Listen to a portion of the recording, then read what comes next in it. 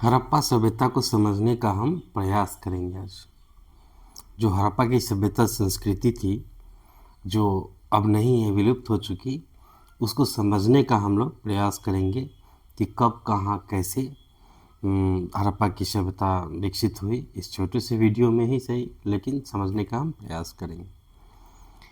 सबसे पहले तो ये समझना होगा कि हड़प्पा की जो सभ्यता है उसको सिंधु घाटी की ही सभ्यता कहा जाता है। सिंधु घाटी की सभ्यता को ही हड़प्पा की सभ्यता कहा जाता है। यानी चूँकि यह सिंधु घाटी के किनारे इनके जो अवशेष हैं, जो प्राप्त हुए, वो सिंधु घाटी के किनारे ही प्राप्त हुए। तो सिंधु घाटी के प्राप्त होने के कारण इसे सिंधु घाटी की सभ्यता की जो है ये हड़प्पा नामक स्थान पे प्राप्त हुआ। सिंधु घाटी की जो सभ्यता थी वो हड़प्पा नामक स्थान पे इनकी अवशेष को प्राप्त किया गया। और ये जो सभ्यता थी, कहा जाता है कि सिंधु नदी के किनारे थी, इसीलिए इसे सिंधु घाटी सभ्यता सिंधु घाटी के नाम से भी फेमस हुआ। जैसे कि नाम से ही आप समझ पा रहे, सिंधु घाटी।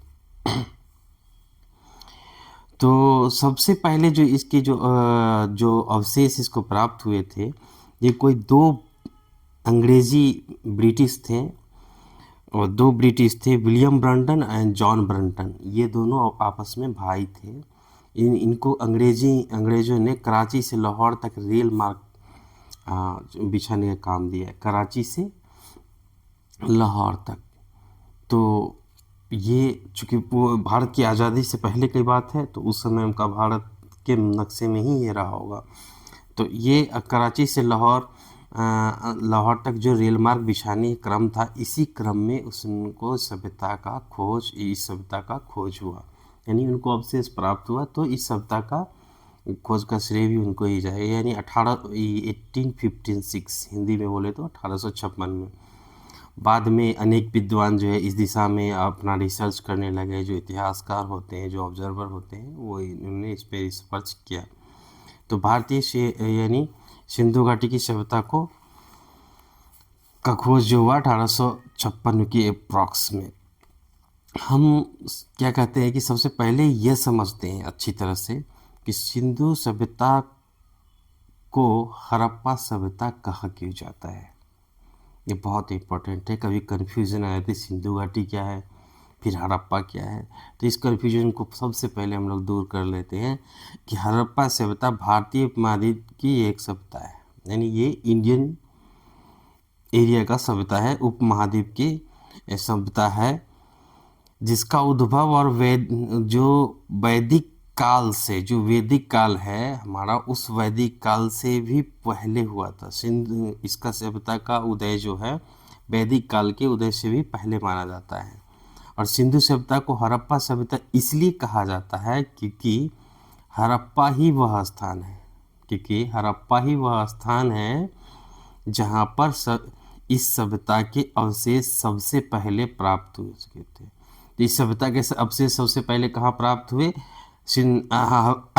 हड़प्पा में प्राप्त हुए, हड़प्पा नामक स्थान में। और सिंधु घाटी की सभ्यता को क्या कहा जाता है? हड़प्पा की भी सभ्यता कहा जाता है। और इसमें कौन दो व्यक्ति थे? ये दो व्यक्ति थे, विलियम ब्रंटन और जॉन ब्रंटन। और कब खोजा था इन्होंने? 1856 में। कहाँ? तो लाहौर से कराची से लाहौर के बीच जो रेल मार्ग का वो बिछाने का कार्यक्रम चल रहा था, उसी में इनके अवशेष को मतलब प्राप्त हुआ सर्वप्रथम। और उसके बाद इतिहासकारों ने इस पे रिसर्च और आंदोलन को जारी किया। अब हड़प्पा सभ्यता के जो टाइम पीरियड्स हैं, हड़प्पा सभ्यता को किन किन चरणों में बांटा जाता है। यानी कि कोई भी सभ्यता होती है उसका टाइम पीरियड्स को हम बांट देते हैं, ठीक है। तो प्रारंभिक हड़प्पा काल और परिपक्व हड़प्पा काल और उत्तर हड़प्पा काल। तो सबसे पहले जो प्रारंभिक हड़प्पा काल जो है वो 3500 ईसा पूर्व से लेके 2600 ईसा पूर्व, यानी इनका प्रारंभिक हड़प्पा काल जो है 3500 ईसा पूर्व से 2600 ईसा पूर्व। अब परिपक्व हड़प्पा काल जो है 2006 ईसा पूर्व से 2600 2600 ईसा पूर्व से 1900 ईसा पूर्व तक। और उत्तर हड़प्पा काल का है 1900 से लेकर के 1400 ईसा पूर्व। हरियाणा और गुजरात की किन्हीं दो प्रमुख स्थान जो हैं, जो दो प्रमुख स्थान हैं हड़प्पा कालीन स्थल का नाम, उसमें देखिए ये जो सिंधु घाटी की सभ्यता थी ये हरियाणा और गुजरात तक फैली है। तो इसमें जो हरियाणा में जो बनावली है और राखीगढ़, और गुजरात में लोथल और धौलावीरा, ये जो दो जगह है ये हड़प्पा कालीन टाइम पीरियड का प्लेसेस है, यानी उस प्लेसेस के नाम है, उस प्लेसेस के नाम है। तो अब आते हैं कि हरियाणा और गुजरात के हमने दो ये हुए थे, दो प्लेसेस कौन थे वो उसको देखे हमने। आगे हम बढ़ते हैं कि जो इसमें मोहनजोदड़ो का खोज जो हुआ, मोहनजोदड़ो का खोज किसने किया था? Doctor R.D. बनर्जी ने मोहनजोदड़ो का खोज किया। हड़प्पा काल में जो सभ्यता थी उसकी विशेषता में जब हम डिटेल से जाएंगे, हड़प्पा काल की सभ्यता को क्या कहा जाता था? कांस्य युगीन सभ्यता। कांस्य युगीन सभ्यता क्यों कहा जाता था? क्योंकि हड़प्पा के लोगों को तांबे में सबसे पहले, हड़प्पा का हम समझने का प्रयास करेंगे कि उस समय जो मेटल जो यूज़ किया जा रहा था हड़प्पा काल में, वो हड़प्पा काल में जो मेटल यूज़ किया जा रहा था कि लोगों को, क्योंकि उसमें जो यूज़ किया जा रहा था उसमें कांसे का प्रयोग किया जा रहा था हड़प्पा काल के मेटलों में। तो क्योंकि हड़प्पा के लोगों ने तांबे में टीन मिलाया, क्या किया उन्होंने? क्योंकि हड़प्पा के लोगों ने तांबे में टीन मिलाकर हड़प्पा के लोगों को तांबे में टीन मिलाकर कांसा बनाने आता था। तो वे तांबा राजस्थान की खेतरी से के खानों और टीन अफगानिस्तान, बिहार और हजारीबाग से मंगवाते थे।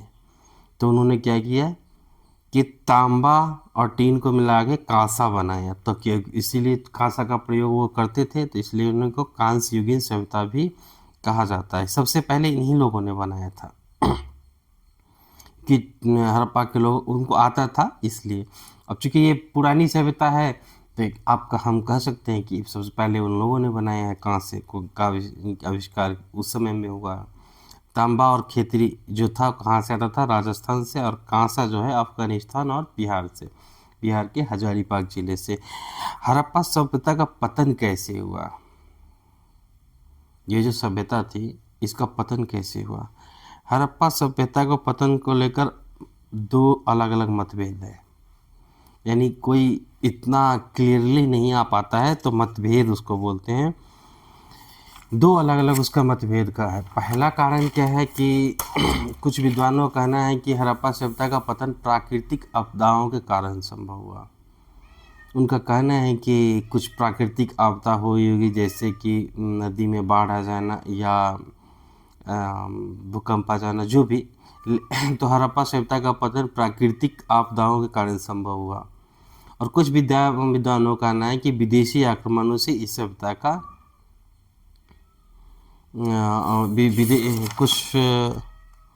कुछ विद्वानों का कहना है कि विदेशी आक्रमण के कारण इस सभ्यता का पतन हुआ। तो इस दोनों कैटेगरी के विद्वानों में काफ़ी मतभेद है। हड़प्पा सभ्यता जो थी, जो सिंधु घाटी यानी हड़प्पा, तो हड़प्पा की जो सभ्यता थी उसका मुख्य भोजन क्या था? मुख्य भोजन था हड़प्पा वासियों का मुख्य भोजन गेहूँ, जौ, दूध, फल और मछली था। तो सिंधु घाटी की आज भी जो सिंध प्रांत है वो पाकिस्तान में है, पाकिस्तान के एरिया पे जाता है। तो आज भी देखते हैं कि वहाँ पे यही चीज़ें हैं, भोजन का मुख्य गेहूँ, जौ, दूध, फल, मछली था। हड़प्पा संस्कृति का काल जो है, सबसे पहले समझते हैं कि काल क्या है इसका। तो हड़प्पा संस्कृति का जो टाइम पीरियड है वो 2500 ईसा पूर्व से 1700 ईसा पूर्व के मध्य माना जाता है। ठीक है, यानी 2500 से 1700 ईसा पूर्व के मध्य थे। यहाँ इस समय हड़प्पा मोहनजोदड़ो के का जो मकान है उसकी विशेषता क्या होती है? वो जो मोहनजोदड़ो उस समय की जो सभ्यता, हड़प्पा की जो समकालीन सभ्यता थी मोहनजोदड़ो, उस समय के मकान जो है पक्की और ईंटी और हवादार होते थे। हड़प्पा सभ्यता के लोग किस देवी की पूजा करते थे? तो हड़प्पा सभ्यता के लोग मातृदेवी तथा पशुपति शिव की पूजा करते थे। हम डिटेल से आगे में बात करेंगे कि जो पशुपति शिव का है कैसे हम मतलब है। और हड़प्पा संस्कृति के लोग कौन से 4 देशों से व्यापारिक संबंध था? तो हड़प्पा संस्कृति के लोगों का संबंध मिस्र से था, सुमेर से था और अफ़गानिस्तान और ईरान से था, क्योंकि वो सिंध के किनारे बैठते थे तो वहाँ से ट्रांसपोर्ट और एक्सपोर्ट और इम्पोर्ट जो था आयात निर्यात वो जाने के रास्ते थोड़े सुगम थे। आधुनिक भारत के 4 राज्य के नाम बताओ जिनमें हड़प्पा संस्कृति से संबंधित स्थान मिले हैं। ये जो हड़प्पा संस्कृति से जो सब रिलेटेड स्टेट है, तो पंजाब, चूँकि सिंध था, पंजाब, हरियाणा, राजस्थान और गुजरात का जो धौलावीरा जहाँ पे वो मिला था, राजस्थान की खेतरी। हड़प्पा लोग किन शास्त्रों का प्रयोग करते थे? शस्त्रों का प्रयोग करते थे, हथियार। तो उन्होंने जनरली इतिहास में कुल्हाड़ी, भाला और खंजर और तीर कमान आता ही है, तो इतिहास में ये लोग भी तीर का, भाला, खंजर और तीर कमान का प्रयोग करते थे। हड़प्पा सभ्यता का जो महत्व है, क्या इम्पोर्टेंस है, अब हम देखते हैं हम लोग कि हड़प्पा सभ्यता की क्या विशेषता थी। तो पहली विशेषता है कि ये भारत की प्राचीनतम सभ्यता है। हड़प्पा सभ्यता जो है भारत की प्राचीनतम सभ्यता है। और दूसरी है कि इतिहास की निरंतरता, यानी कंटिन्यूटी ऑफ हिस्ट्री, और वैदिक सभ्यता से इसका जुड़ाव है और भारतीय संस्कृति की ये नींव है।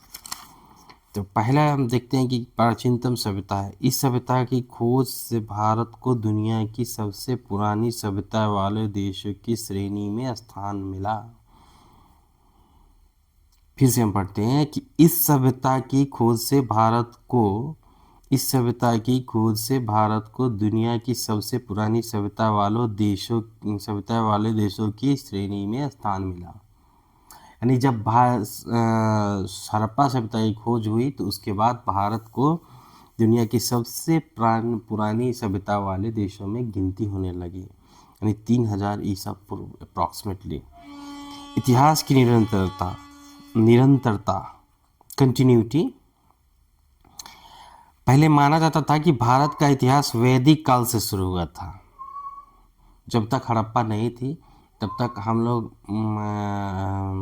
मतलब इतिहासकारों में मत था कि भारत का इतिहास जो है वैदिक काल से शुरू होता है, लेकिन इस सभ्यता की खोज से सिद्ध हो गया कि भारतीय संस्कृति जो है, हमारी जो संस्कृति का प्रवाह बहुत पहले से लगातार बिना रुके बहता आ रहा है। बात को समझने का प्रयास करेंगे कि इस सभ्यता से पहले माना जाता था कि भारतीय संस्कृति वैदिक काल से प्रारंभ हुई, लेकिन जैसे ही इस सभ्यता की खोज हो गई तब उसके बाद से माना गया कि भारतीय संस्कृति का प्रवाह जो है, जो कंटिन्यूटी है, जो लगातार प्रवाह मतलब चलती आ रही जो कंटिन्यूटी है वो बहुत पहले से है। वो बिना रुके अविरल गति से मतलब बिना अवरोध के वो चलती आ रही है। और वैदिक सभ्यता से इसका कनेक्शन, यानी अब तीसरा पॉइंट है वैदिक सभ्यता से जुड़ाव, कि वैदिक सभ्यता से कैसे जुड़ा हुआ था। तो प्रसिद्ध इतिहासकार डॉक्टर R.K. मुखर्जी के अनुसार सिंधु घाटी की सभ्यता और उसके बाद आने वाली वैदिक सभ्यता के बीच के समय की कोई दूरी नहीं थी। इस बात पे गौर करना होगा कि डॉक्टर आर की कोई दूरी नहीं थी। उन्होंने इसके समय को रिंग वैदिक सभ्यता के साथ जोड़कर देखा है। फिर से एक बार हम रीड करते हैं। हम प्रसिद्ध इतिहासकार डॉक्टर आर के मुखर्जी के अनुसार सिंधु घाटी की सभ्यता और उसके बाद आने वाली वैदिक सभ्यता के बीच की समय की कोई दूरी नहीं थी। उन्होंने इसके समय को रिंग वैदिक सभ्यता से जोड़कर देखा है कि वैदिक सभ्यता से जुड़ाव इसलिए कहा जा रहा है। अब ये इस पॉइंट को समझने का बात करते हैं। इतिहासकारों का मत है, और उसमें डॉक्टर आर के मुखर्जी जो बड़े प्रसिद्ध इतिहासकार हुए, उनका मत है कि इसका जो जुड़ाव है सिंधु घाटी की सभ्यता से कंटिन्यूटी है, मतलब उसी से जुड़ा हुआ है। वैदिक काल यानी सिंधु घाटी सभ्यता यानी हड़प्पा की सभ्यता और वैदिक काल दोनों आपस में जुड़े हुए हैं। वैदिक कोई दूरी नहीं थी, मतलब जुड़े हुए हैं। आने वाली वैदिक सभ्यता के बीच कोई दूरी नहीं थी, मतलब कंटिन्यूटी थी, मतलब सेम ही उसका बढ़ते गई सभ्यता। भारतीय संस्कृति की नींव तो अब आप इस बात को आप गौर करिए कि भारतीय संस्कृति का मतलब वैदिक कितना पुराना है। मतलब एक नया चैप्टर शुरू हो गया जब इस सभ्यता की खोज हुई, तो और वो भी पीछे से, शुरू से, कि पहले हड़प्पा सभ्यता, बाद में वैदिक काल की सभ्यता। गौर करिएगा, पहले हड़प्पा और बाद में कब, जब खोजा गया। कहाँ खोजा गया? कराची से लाहौर के बीच में रेलवे मार्ग बिछाने के बाद। कब? 1856 में। कौन? तो वो दो अंग्रेज भाई। तो ठीक है, तो अब देखिए कहाँ से कब हो गया, वो हड़प्पा से लेके वैदिक काल तक। ठीक, अब आते हैं भारतीय संस्कृति की नींव। आज के भारत की धार्मिक और सामाजिक परंपराओं के कई तत्व, जैसे पशुपति शिव की पूजा, प्रकृति पूजा, इसी प्राचीन हड़प्पा सभ्यता से शुरू हुआ। यानी आज की भारतीय संस्कृति की कई परंपराएं, जैसे पशुपति शिव की पूजा और प्रकृति की पूजा, इसी प्राचीन सभ्यता से शुरू हुआ। और आज भी देखते हैं मातृ देवी की भी पूजा होती है, तो वो हड़प्पा से ही शुरू माना जाएगा, क्योंकि हड़प्पा और वैदिक काल के बीच संबंध था। मतलब कोई दूरी नहीं थी, कोई दूरी नहीं थी, मतलब क्या, संबंध था, कंटिन्यू था।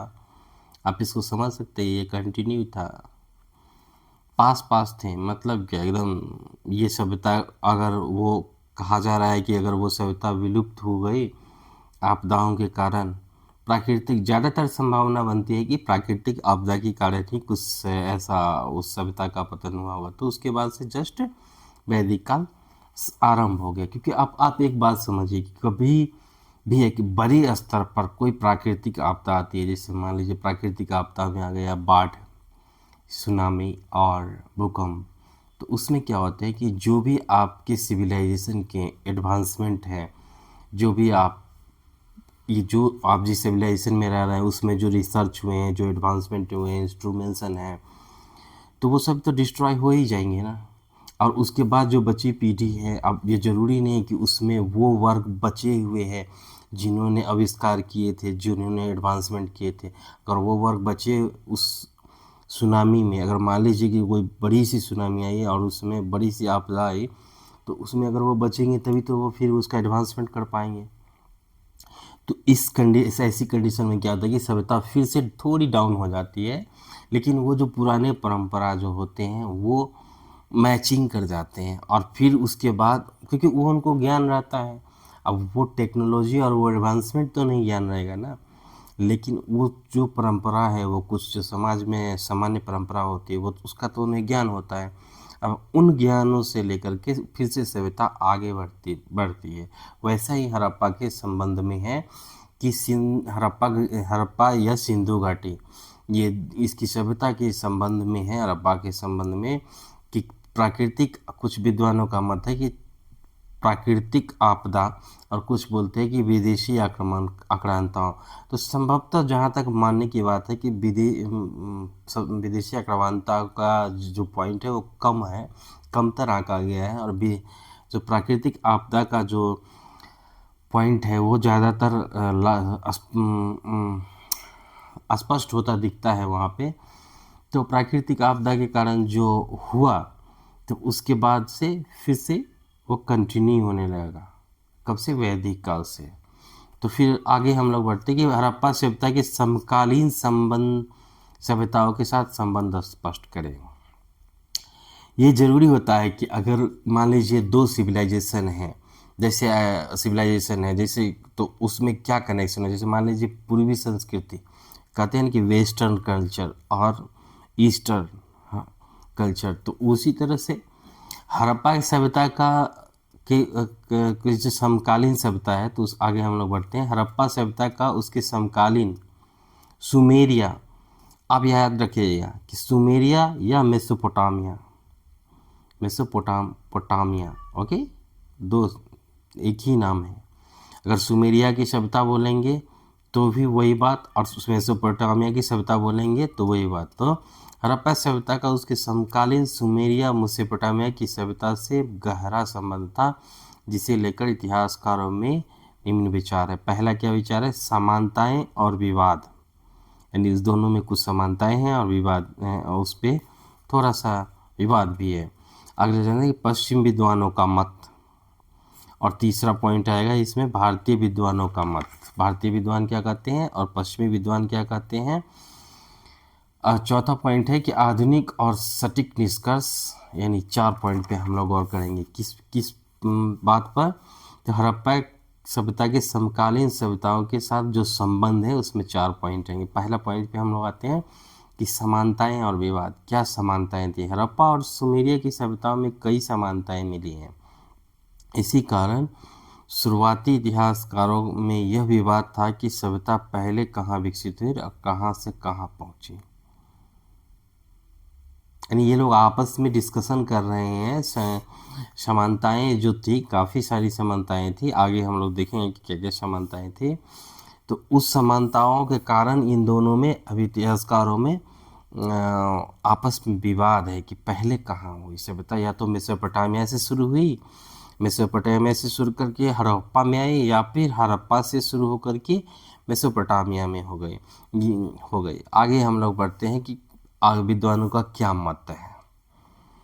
ठीक है, तो पश्चिम विद्वानों का मत है, कुछ इतिहासकारों का मानना था कि सभ्यता का विकास पहले सुमेरिया में हुआ। वो कुछ इतिहासकार जो थे वो बोल रहे थे कि इस सभ्यता का विकास सबसे पहले सुमेरिया में हुआ और वहीं से ये सिंधु घाटी की तरफ आई, यानी पश्चिम से पूरब की तरफ आई। तो कुछ ये पश्चिमी विद्वानों का मत है कि जो यह सभ्यता पश्चिम से पूरब की ओर आई, अर्थात सुमेरिया या मेसोपोटामिया से बढ़ करके ये हड़प्पा तक आई। और भारतीय विद्वानों का क्या मत है कि नहीं, इसके विपरीत भारतीय विद्वानों का यह है कि यह सभ्यता पहले भारत में विकसित हुई और बाद में यह मेसोपोटामिया की ओर यानी पश्चिम की ओर बढ़ी। आप इसको बहुत आसानी से दिमाग में रख सकते हैं कि पहला पॉइंट था कि समानताएं और विवाद, यानी समानताएं और विवाद क्या है कि इस दोनों सभ्यता में कई सारी समानताएं थी और असमानताएं थी। तो समानताओं को देख करके विद्वानों में यह मतभेद हो गया कि ये सभ्यता पहले कहाँ विकसित हुई। तो फिर आगे बढ़ते हैं। दूसरा पॉइंट क्या है कि पश्चिमी विद्वानों का मत क्या था कि पश्चिमी विद्वानों का मत था कि यह सबसे पहले सुमेरिया या मेसोपोटामिया में विकसित हुई और उसके बाद हड़प्पा को हुई। और भारतीय विद्वानों का मत क्या है कि नहीं, सबसे पहले ये हड़प्पा में भारत में विकसित हुई, यानी हड़प्पा में विकसित हुई और उसके बाद पश्चिम की ओर बढ़ी। तो यानी दोनों तरह के इतिहासकार के विद्वानों में मतभेद है। आगे हम बढ़ेंगे कि आधुनिक और सटीक निष्कर्ष, जो मॉडर्न और फैक्टेबल जो कंक्लूजन है उसमें आधुनिक रिसर्च से यह साबित हो चुका कि अब ये नहीं है, मतलब 3 पॉइंट तो हमने पढ़े, वही मतभेद वाली बात थी। एक तो वो बोल रहे थे कि दोनों में समानता या असमानताएं हैं, फिर ये कहाँ से आई। दूसरा पॉइंट था कि पश्चिम वाले बोले कि हाँ पश्चिम से चली, यानी मेसोपोटामिया से चल के पूरब गए, यानी हड़प्पा में गए। और इधर वाले बोल रहे थे कि नहीं, ये यहाँ से भारत से स्टार्ट हुई, यानी हड़प्पा से स्टार्ट हुई और ये पश्चिम की ओर गई। लेकिन अब जो निष्कर्ष आया उसमें क्या है कि आधुनिक रिसर्च से यह साबित हो चुका है कि दोनों सभ्यताओं के बीच व्यापारिक संबंध तो थे, लेकिन दोनों में काफ़ी असमानताएं भी थी। इसलिए अब माना जाता है कि दोनों सभ्यताएं स्वतंत्र रूप से अपने अपने क्षेत्र में विकसित हुई।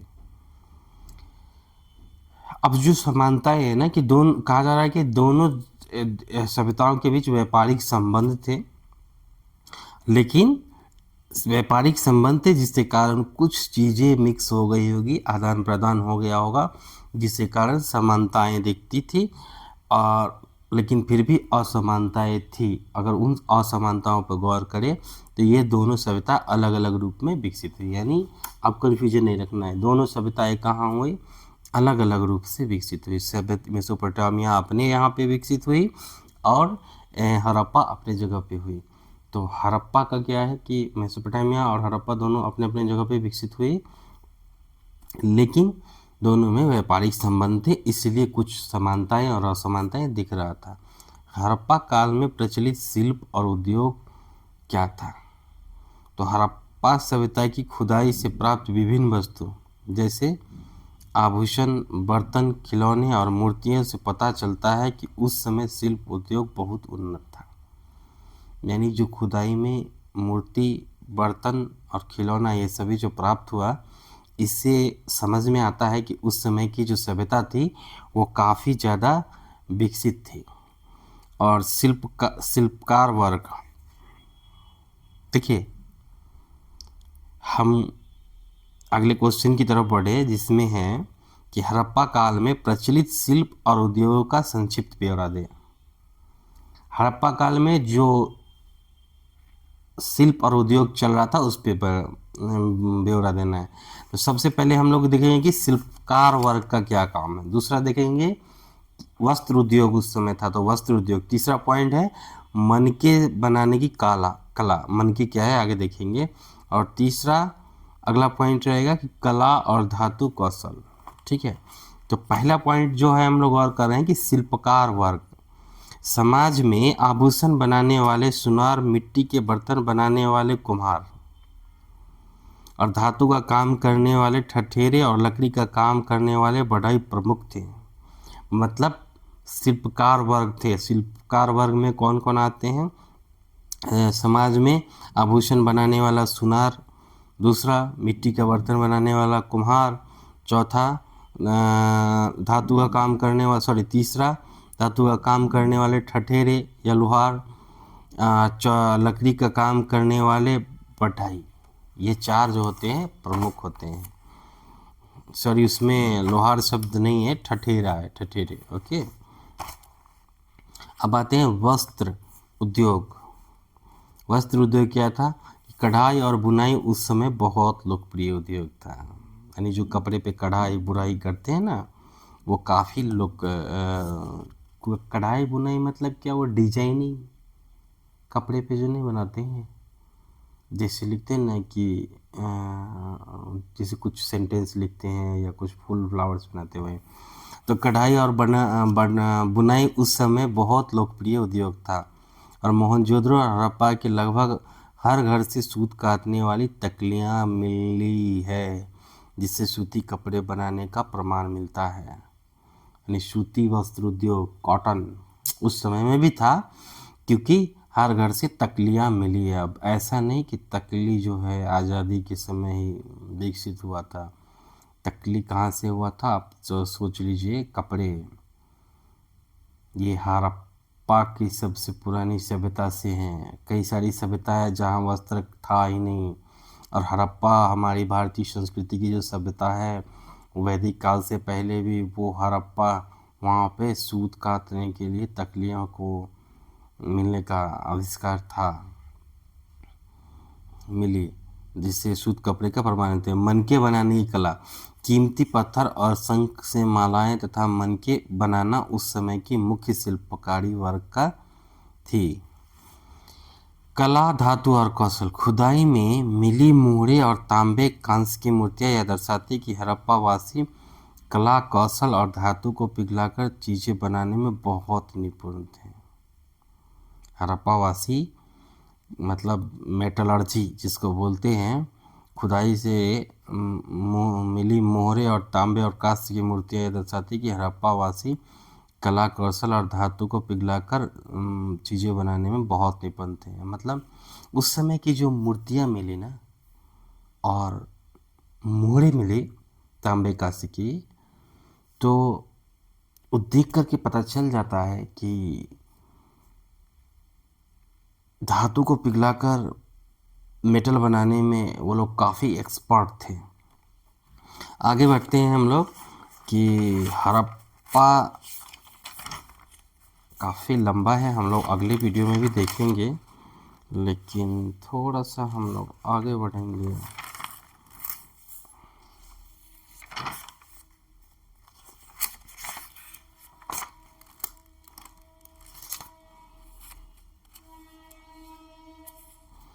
हम लोग व्यापार तक देखते हैं, फिर बाकी बचा अगले वीडियो में हम लोग बात करेंगे। हड़प्पा वासियों को के मेसोपोटामिया के साथ व्यापार के संबंध में एक संक्षिप्त विवरण दीजिए।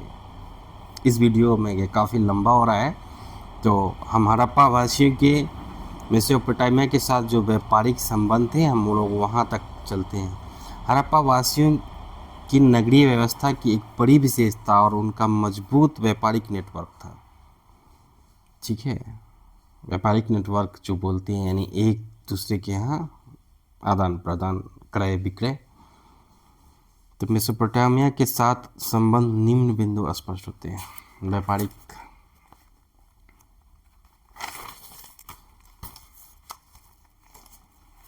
व्यापारिक तंत्र में क्या था, हड़प्पा वासियों का केवल अपने देश के अंदर ही नहीं बल्कि विदेशों के साथ भी व्यापारिक जाल फैला हुआ था।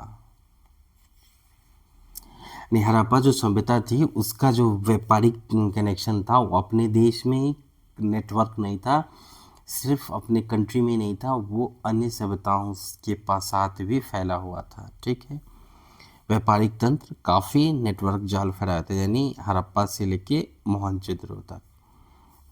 अब उसके बाद आते हैं साक्ष्य। मेसोपोटामिया में कई शहरों जैसे ऊर और निपुर की खुदाई में हड़प्पा सभ्यता की प्रसिद्ध मुहरे और वस्तुएं मिली है जो दोनों के बीच सीधे व्यापार को दर्शाती है। हम कैसे प्रूव करेंगे कि हड़प्पा का व्यापारिक ट्रेड जो था मेसोपोटामिया तक था, तो हड़प्पा का व्यापारिक नेटवर्क जो था मेसोपोटामिया तक कैसे था, क्यों? क्योंकि वहाँ पे खुदाई में हड़प्पा की मुहरें मिली। और कहाँ मिली तो मेसोपोटामिया में जब खुदाई किया गया, यानी सुमेरिया जिसको बोलते थे सुमे, तो वहाँ मेसोपोटामिया में जब खुदाई किया गया तो वहाँ पे मोहरें मिली। आगे बढ़ते कि आयात निर्यात। हड़प्पावासी मेसोपोटामिया से मुख्य रूप से कीमती धातु मंगाते थे। अब वो क्या करते थे, मेसोपोटामिया से कीमती धातु मंगाते थे और यहाँ से सूती वस्त्र, हाथी दांत की वस्तुएं और मनके वहाँ भेजते थे। यानी ये मनके जो माला के बीड्स बनाते थे ना, मनके माला के जो बीड्स होते हैं, तो उसको ये क्या क्या भेजते थे, मंगाते क्या थे, सबसे पहले गौर कीजिए, वो धातु मंगवाते थे, कीमती धातु। और यहाँ से भेजते क्या थे, कॉटन, हाथी दांत और मनके वहाँ भेजते थे। जलमार्ग का उपयोग। यह व्यापार मुख्य रूप से ओमान की खाड़ी और फारस की खाड़ी के समुद्री रास्तों, लोथल की बंदरगाह के माध्यम से द्वारा होता था। यानी ओमान की खाड़ी और फारस की खाड़ी से व्यापार का मार्ग क्या था, ओमान की खाड़ी और फारस की खाड़ी और समुद्री रास्ते से। थोड़ा सा और देख लेते हैं कि हड़प्पाकालीन मुहरों के महत्व पर प्रकाश। ठीक है, इस वीडियो में शॉर्टकट में हम लोग देखेंगे इसको और कि उस समय का मुहर कैसा था। हड़प्पाकालीन मुहरों का महत्व बहुत ही महत्वपूर्ण स्थान होता था। हड़प्पा काल के मुहर बहुत भी महत्वपूर्ण होता था। अब हमारा इसमें है क्या कि प्राचीन लिपि की जानकारी मिलती है और कृषि और पशुपालन के साक्ष्य मिलते हैं और इतिहास की विभिन्न स्रोतों की जानकारी मिलती है और कलात्मकता का प्रमाण मिलता है। यानी हड़प्पा काल के मोहरों की जो महत्वपूर्ण प्रकाश है उसको 4 बिंदुओं में हम लेते हैं। प्राचीन लिपि की जानकारी पहला, दूसरा कृषि और पशुपालन के साक्ष्य मिलते हैं, तीसरा इतिहास के विभिन्न स्रोतों की जानकारी मिलती है, चौथा कलात्मकता का प्रमाण मिलता है। तो हम आते हैं प्राचीन लिपि की क्या जानकारी है। इन मोहरों के माध्यम से हमें हड़प्पा काल की स्क्रिप्ट की जानकारी प्राप्त होती है, यानी लिपि कैसे लिखा जाता था हड़प्पा काल में, तो वो प्राप्त होती है जो मोहर के ऊपर लिखा अंकित की गई है। यानी हड़प्पा कालीन मोहर जो है उस पर जो लिखा हुआ है उस पर हमें उस ज़माने की स्क्रिप्ट लिखने की शैली का पता या अंदाज़ा लग रहा है। ठीक है, आगे बढ़ते हैं। कृषि और पशुपालन के साक्ष्य। मोहरों पर विभिन्न प्रकार के पशुओं की आकृति बनी हुई थी। अब वो जो पुराने मोहर थे उस पर विभिन्न प्रकार के पशुओं की आकृति बनी हुई थी। तो जैसे कि बैल, और तो इससे पता चलता है कि उस समय खेती का महत्वपूर्ण काम भी होता था। इतिहास के विभिन्न स्रोतों की जानकारी मिलती है। इन मोहरों के अध्ययन से हमें उस अकाल के लोगों की सामाजिक, धार्मिक और आर्थिक व्यापार के इतिहास को समझने में बहुत मदद मिलती है। कलात्मकता का प्रमाण। कला की दृष्टि से, यानी अब उसमें आर्टिज्म भी था, आर्टिस्ट भी था, आर्ट का भी वहाँ पे कमाल होता था उन मोहरों पे। कला की दृष्टि से भी ये मोहरें अद्वितीय हैं कि पत्थरों और मिट्टियों पर इतनी सुंदर आकृतियाँ बनाना हड़प्पा वासी के उत्कृष्ट शिल्प कौशल और कला को दर्शाता है। यानी वो जो मोहरें मिली हड़प्पा में मिली मेसोपोटामिया में मिली और हड़प्पा में मिली, तो वो जो मोहरे थे उन्हें देख कर के ये पता चलता है कि उस समय की जो सभ्यता थी वो काफ़ी ही एडवांस थी शिल्प में। आगे हम बढ़ते हैं फिर से थोड़ा सा कि हड़प्पा सभ्यता की नगर निर्माण व्यवस्था क्या थी, इसकी क्या विशेषता थी। हड़प्पा सभ्यता की सबसे बड़ी विशेषता थी कि इसकी उत्कृष्ट नगर निर्माण योजना।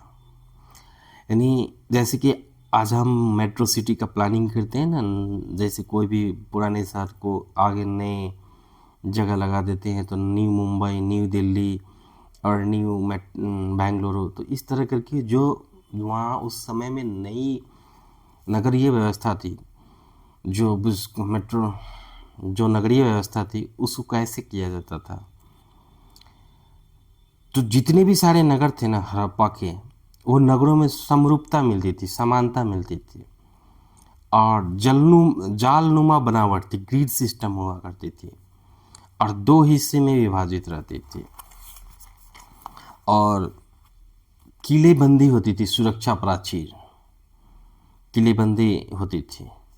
तो हमने इस सारे पॉइंट्स को देख लिए कि पहला पॉइंट क्या था, नगरों में समरूपता थी, दूसरा क्या है कि जालनुमा बनावट थी, तीसरा क्या है कि 2 हिस्सों में बटा हुआ था, पूर्वी टीला और पश्चिमी टीला, और सुरक्षा प्राचीर किलेबंदी थी।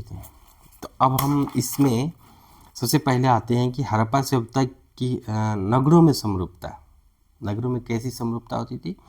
इस सभ्यता के जितने भी शहर मिले हैं उन सभी के निर्माण का तरीका और ढांचा एक ही जैसा था, यानी जो उनके कंस्ट्रक्शन के जो निर्माण का तरीका और ढांचा था वो सेम हुआ करता था। आगे बढ़ते हैं कि जालनुमा बनावट, ग्रिड सिस्टम्स। नगरों के भवन एक जाल की तरह बिछे हुए थे जो बहुत ही व्यवस्थित तरीके से बनाए जाते थे। यानी इन नगरों का जो ग्रिड सिस्टम है ना वो जाल सिस्टम बना हुआ होता था, 2 हिस्सों में विभाजित। प्राप्त अवशेषों के अनुसार नगर मुख्य रूप से 2 टीलों में बटा हुआ था। कितना? 2 हिस्सा में। एक होता था पूर्वी टीला, यहाँ आम लोगों के रहने के लिए आवास क्षेत्र थे ये होता था, और होता था पश्चिमी टीला, यहाँ शासक वर्ग शासक वर्क करने का व्यवस्था होता था, यानी नगरीय सिस्टम जो थी उससे पहले तो ग्रिड सिस्टम था। दूसरा कि पूर्वी टीला में आप लोगों का रहने का स्थान हुआ करता था और पश्चिमी टीला में शासक वर्ग। सुरक्षा प्राचीर और किला किलेबंदी, प्राचीर बोलते किला, सुरक्षा प्राचीर वही किलेबंदी, सुरक्षा प्राचीर किलेबंदी। तो नगर और दुर्ग की सुरक्षा के लिए चारों तरफ मजबूत दीवारें बनाई जाती थी। नगर के चारों तरफ या जो दुर्ग होता था, जो नगर के अंदर जो किला होता था, तो उन सबों को के लिए स्पेशल दीवारें बनाई जाती थी। लोथल और सुतकोरा इसके प्रमुख उदाहरण हैं, यानी जो लोथल के अवशेष हैं और सुतकोरा के अवशेष है, उनका ये एक प्रमुख उदाहरण है इस सिस्टम के।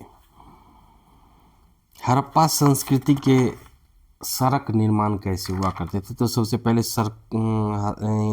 इसमें हड़प्पा सभ्यता के अंतर्गत सड़क निर्माण और वर्ग व्यवस्था का वर्णन करें अगर आता है इस तरह की बातें, तो सड़कों का जाल था और समकोण पर काटना था, और सड़कों की चौड़ाई काफ़ी अच्छी थी, निर्माण सामग्री और नालियों का उत्तम प्रबंध, ये 4 पॉइंट्स हैं। तो सड़कों का जाल कैसा था? नगरों के भीतर सड़कों का एक व्यापक जाल बिछा हुआ था जो पूरे शहर को कई चौकोर विभाजित में बांटती थी, यानी पूरे शहर का जो शहर की जो सड़कें होती थी वो चौकोर विभाग में शहर को बांट देती थी, समकोण पर काटती थी। यहाँ की सड़कें हमेशा पूर्व से पश्चिम और उत्तर से दक्षिण की ओर जाती थी। ये यहाँ की जो सड़कें थी ना, एक दूसरे को 90 डिग्री पे काटती थी। और